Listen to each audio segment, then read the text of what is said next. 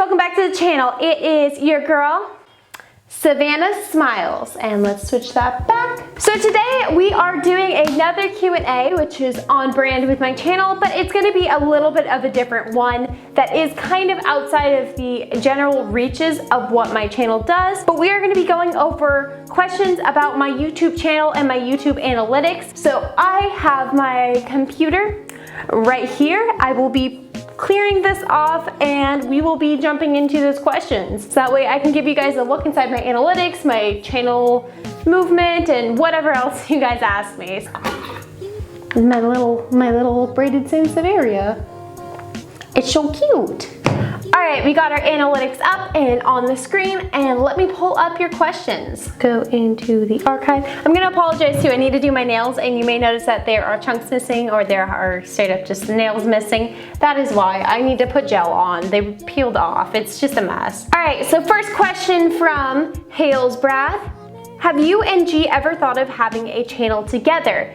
Currently, Graham and I do not have any plans to have a channel together. It's not really something we've talked about, but I mean, possibly in the future. Right now, Graham has 3 different channels he has running, so it's not really something we're actively thinking about. I'm still working on getting even one up and going. It's not really anything that's in the works for us, but possibly in the future. I don't want to say no because who knows where that's gonna go. Okay, so we have our next one from Indrex Jana.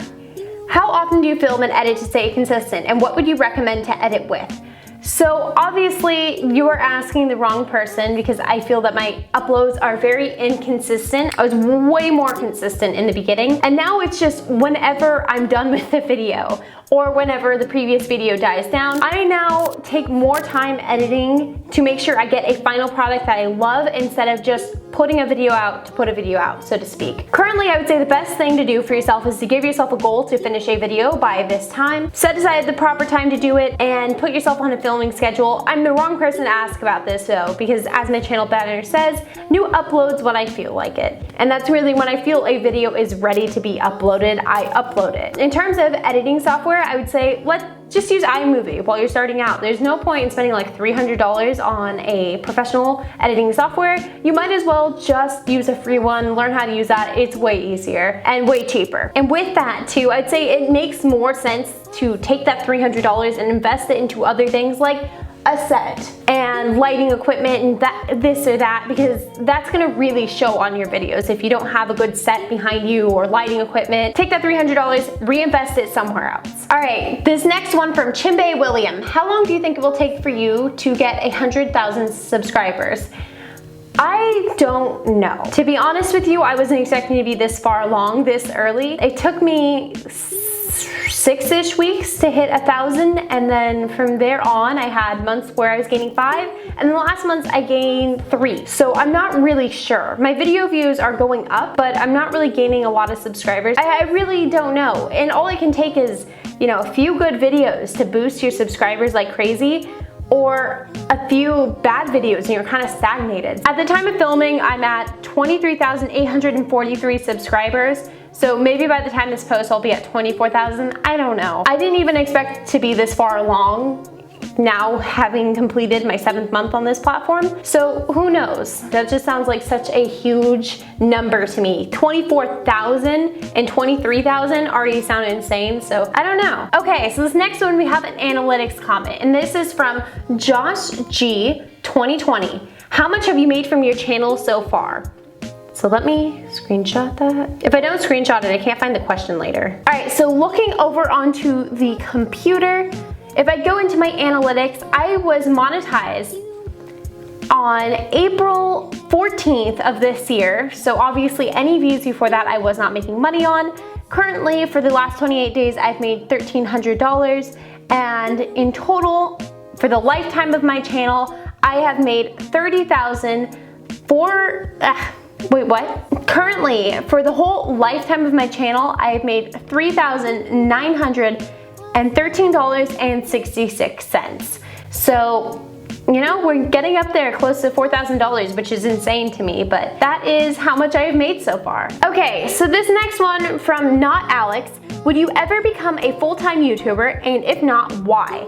So currently, I don't know where my YouTube journey is going to take me, and obviously everyone that's been along so far or that will come from this video or at any point is going to be kind of following this journey with me. If this was something that I found I wanted to pursue and that I didn't have the time to do both, I guess I would have to make a choice. I just got a new job and I'm really happy there, and as of right now I'm happy with my balance between my new job and doing YouTube. It just depends on where it takes me in the future and the situations then. It's very hard for me to make that call now when I make, you know, let me look. Last month I made $1,400, which is not a livable income. It's a very manageable with the time I put into this and then my normal stuff. I don't know, because I see that as a very long, far away decision I may possibly have to make. But you know, everyone here will be along on this journey with me and they'll see where this ends up taking me. I might end up being a full-time YouTuber at some point and I might not. Okay, so the next one, I don't know how to say this where the algorithm doesn't get me, but leave me the f alone. What are your demographics? Male, female, age, etc. So let's look at that. Okay, currently under my analytics, we can see, let's click audience.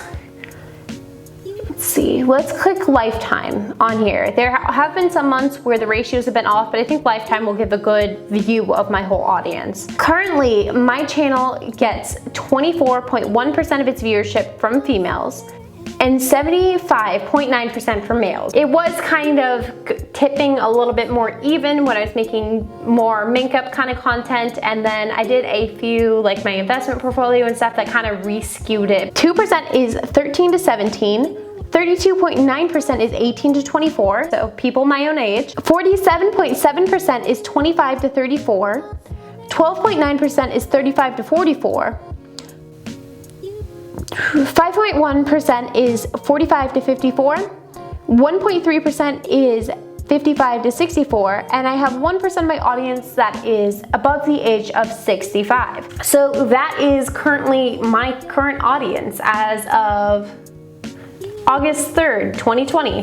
All right, this next one from Cindy Ash. Can you do a breakdown of how you film, edit, and post? PS, love your channel and more Ramsey, please. Let's screenshot that so I have it saved. Otherwise, I can't find the comments and it makes everything really hard. So typically I film, and sometimes when you get a 20-minute video, it can be anywhere between me filming for 30 minutes or me filming for an hour and 30 minutes. So it's a huge range, and it just depends on the video and the day. And sometimes in editing, I find that some of it's a little repetitive, so I end up taking that out, or there's just really long pauses while I'm flipping between questions that end up making the video so much longer, the filming process so much longer. I would say even with kind of finding the topic and kind of looking into it, which usually doesn't take me all that long, I would usually be about 45 minutes to an hour and 45 minutes into the process at this point. And then after that, I think editing can take me anywhere to 6 to 14 hours of video. 14 is like the really high end. My recent videos have been taking me a lot longer because I've been a little bit of a perfectionist with them, where some of my earlier videos were like 4 hours. I would say like the Big Bear vlog was like 4 to 6 hours. It was really easy. But this Las Vegas vlog, I would say I spent like 10 hours on that stupid thing because I loved it so much and I had to throw in little jokes and references and whatever. Usually at this point, I'm somewhere between 6 hours and 45 minutes into a video and like 13 hours and 45 minutes of video. And then after this, there's kind of a few processes that I'm just gonna chalk up to 15 minutes where I have to export the video, I have to upload it, add tags, just different little back-end stuff that I have to do. So, you know, at this point I'm 7 hours to 14 hours into a video. And then there's the thumbnail process, and I swear every single thumbnail that I end up doing ends up taking me like 30 to 45 minutes. No, I would say every single thumbnail takes me somewhere between 30 minutes and an hour because I cannot get the art of this down. And usually what ends up happening is I show Graham and I'm like, I need help, I can't figure this out. And then he'll go, oh, why don't you do this? And just like scrap the whole thing I was working on. There have been thumbnails that have been completely like my own thing that I've shown him. He's like, this is an amazing thumbnail. But there's a lot of times I make really bad thumbnails that just they should never be used. Somewhere between 7.5 hours and 14.5 hours on every single video, and that's kind of like the breakdown of the whole thing on it. Okay, so AJ Sent Apples wrote, favorite part of owning this channel? I think it's just kind of interacting with everybody. For me, and something that I like in a career or a job or a hobby, I'd like to be able to do something and then get something physically you can see out of it. So with YouTube, it provides me with a very good opportunity to do that. And even if it was just like I wasn't posting it anywhere, I absolutely love it. And then I love watching everyone interact with that thing you spend, you know, 7.5 to 14 hours on. So I think just I like putting something out there and then watching everyone interact with it is a lot of fun for me. Ian Monic 96 wrote, where do you see your channel going?